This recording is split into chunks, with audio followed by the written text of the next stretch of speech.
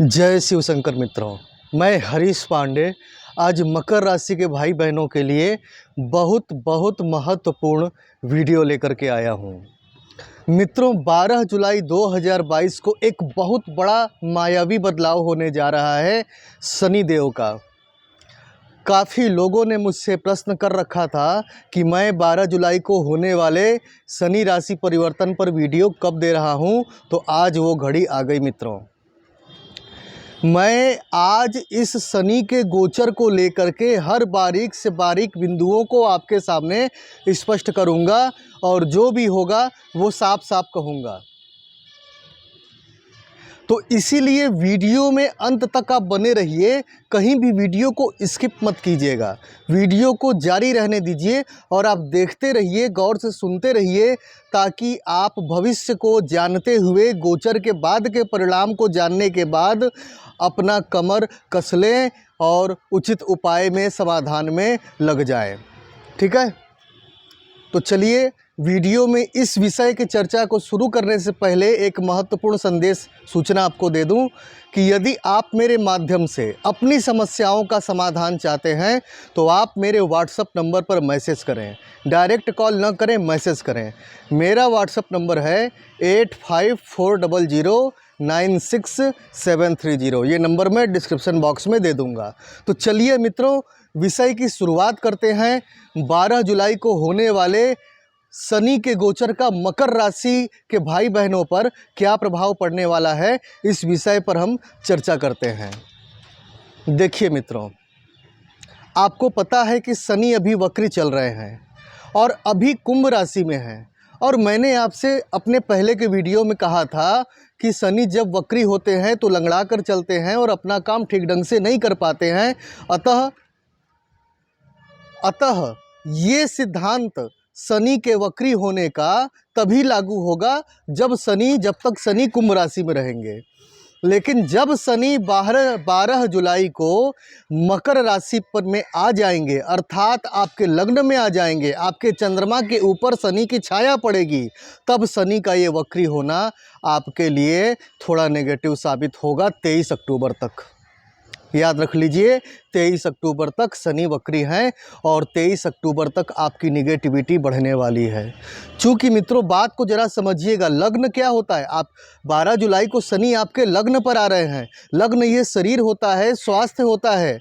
जैसे ही लग्न पर आएंगे शनिदेव, वैसे ही आपको अपने स्वास्थ्य का ज़्यादा से ज़्यादा ध्यान रखना पड़ेगा, क्योंकि आपका स्वास्थ्य पहले के दूसरे चरण के लक्षणों की भांति फिर से परेशान रहने लगेगा। खास तौर पर पेट, हृदय, गले और मस्तिष्क की समस्याएं आपको परेशान कर सकती हैं। एंजाइटी बढ़ेगी, क्योंकि आपके चंद्रमा पर शनिदेव की छाया पड़ेगी, तो जाहिर सी बात है कि आपके मन की जो मनोदशा है वो बिगड़ेगी। एंजाइटी बढ़ेगी, मन की अशांति बढ़ेगी, मन में बार बार नकारात्मक चिंतन चलेगा, जिसके कारण से कि आप अपने किसी कार्य को ठीक ढंग से नहीं कर पाएंगे। तो शुरू में आपको नेगेटिविटी ज़्यादा झेलनी ही पड़ेगी, वो भी 23 अक्टूबर तक, क्योंकि शनि वक्री चल रहे हैं। और आप खुद सोच करके देखिए कि चंद्रमा के ऊपर वो भी वक्री शनि की छाया। मित्रों, ये स्थिति शुभ नहीं होती। मैं आपको भयभीत करने का प्रयास नहीं कर रहा हूँ, केवल आपको वास्तविकता से परिचित करा रहा हूँ। और वास्तविकता अक्सर कड़वी होती है, तो वास्तविकता को मेरे अच्छा कह देने से तो अच्छा होने वाला नहीं है, क्योंकि मैं तो कोई भगवान हूँ नहीं। जो होना है वो तो होके ही रहेगा। फिर आप बाद में कहेंगे कि अष्टो हरीश ने गलत बताया। अच्छा, दूसरी बात ये है कि 29 अप्रैल के बाद के तीसरे चरण में आपको जो पॉजिटिविटी अनुभव हो रही थी, उस पॉजिटिविटी का अब आपको अनुभव नहीं होगा।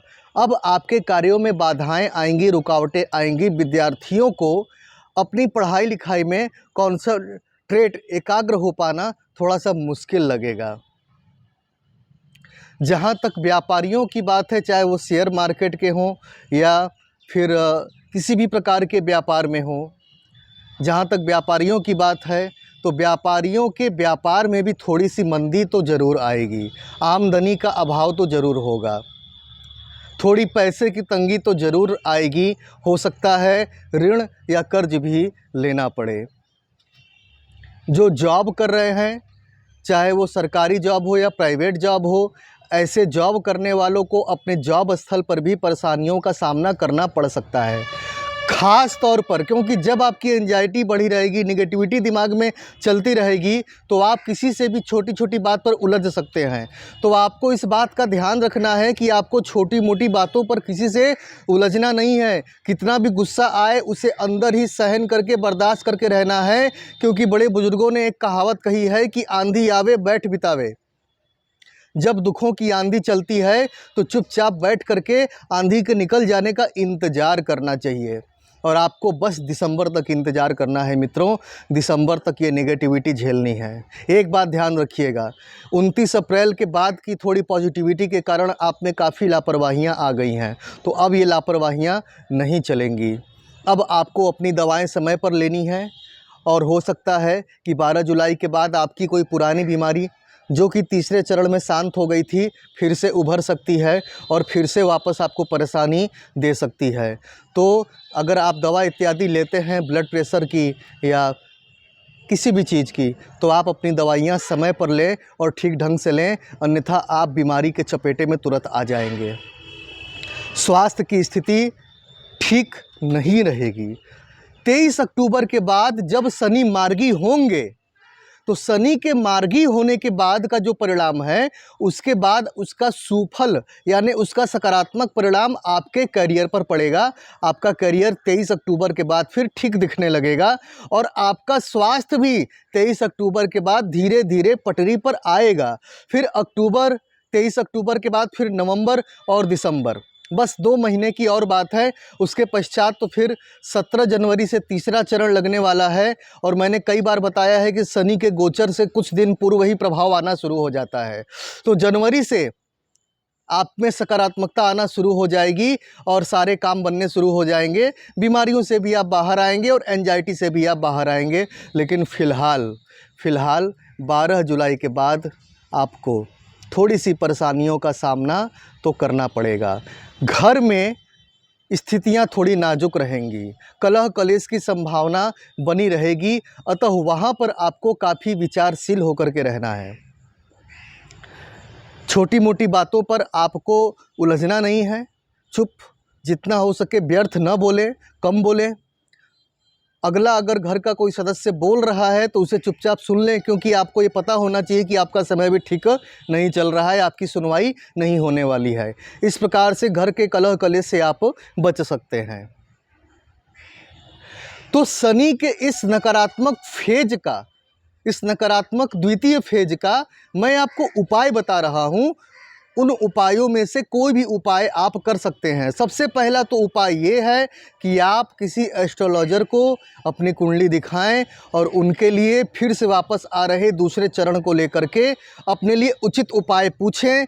तो वो एस्ट्रोलॉजर आपकी कुंडली में बैठे शनि की स्थिति को देखते हुए आपके लिए उचित उपाय बतलाएंगे। पहला उपाय तो ये है।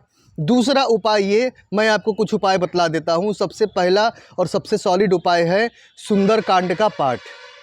प्रतिदिन अपनी क्षमता अनुसार थोड़ा या बहुत सुंदरकांड का पाठ करने की आदत डालिए। हनुमान चालीसा, हनुमान अष्टक, बजरंग बाण, इनमें से किसी भी एक का या सभी का थोड़ा थोड़ा पाठ करने की आदत डालिए। दूसरा सबसे सॉलिड उपाय, अगर निगेटिविटी ज़्यादा परेशान करे, आप प्रत्येक शनिवार शिवलिंग पर सूखा काला तिल थोड़ा सा चढ़ा करके आ जाइए। आप ये भी कर सकते हैं। या फिर प्रत्येक मंगलवार बंदरों को किसी मंदिर में गुड़ चना खिलाइए, ये भी एक उपाय है। या तो फिर प्रत्येक रविवार आप काल भैरव के मंदिर जाकर काल भैरव का दर्शन कीजिए और उन्हें सरसों का तेल अर्पित कीजिए। या किसी शनि मंदिर में जाकर के शनिवार के दिन ध्वजा लहराइए। ठीक है, ये सभी जो उपाय हैं आपको शनि के कष्ट से बाहर निकालने में काफ़ी महत्वपूर्ण योगदान देंगे। और अंततः फिर कहता हूँ कि यदि आप मेरे माध्यम से अपनी समस्याओं का समाधान चाहते हैं तो आप मेरे व्हाट्सएप नंबर पर मैसेज करें। मेरा व्हाट्सएप नंबर है 8540096730। तो मित्रों, निराश मत होइएगा, आपने दूसरे चरण का अत्यधिक बड़ा हिस्सा पार कर लिया है। बस छोटा सा हिस्सा रह गया है 12 जुलाई से लेकर के दिसंबर तक का, उसे आप निकाल लीजिए। इस छोटे से हिस्से में बहुत ज़्यादा निगेटिविटी आपको नहीं झेलनी है, थोड़ी बहुत निगेटिविटी आपको झेलनी है, क्योंकि अत्यधिक निगेटिविटी का हिस्सा आप झेल चुके हैं। लास्ट फेज में कोई भी किसी भी ग्रह का फल थोड़ा कमज़ोर हो जाता है, तो थोड़ा बहुत नेगेटिविटी है, उसे उपाय के सहारे आप काट लीजिए और दिसंबर तक का समय बिता लीजिए। उसके बाद तो आपका समय अच्छा ही अच्छा है, फिर तो आपकी सभी मनोरथ पूरे होंगे, सभी मनोकामनाएं पूरी होंगी। और मुझे आज्ञा दीजिए, कमेंट बॉक्स में जय शिव शंकर लिखकर ज़रूर भेजिए और मुझे आज्ञा दीजिए। जय शिव शंकर।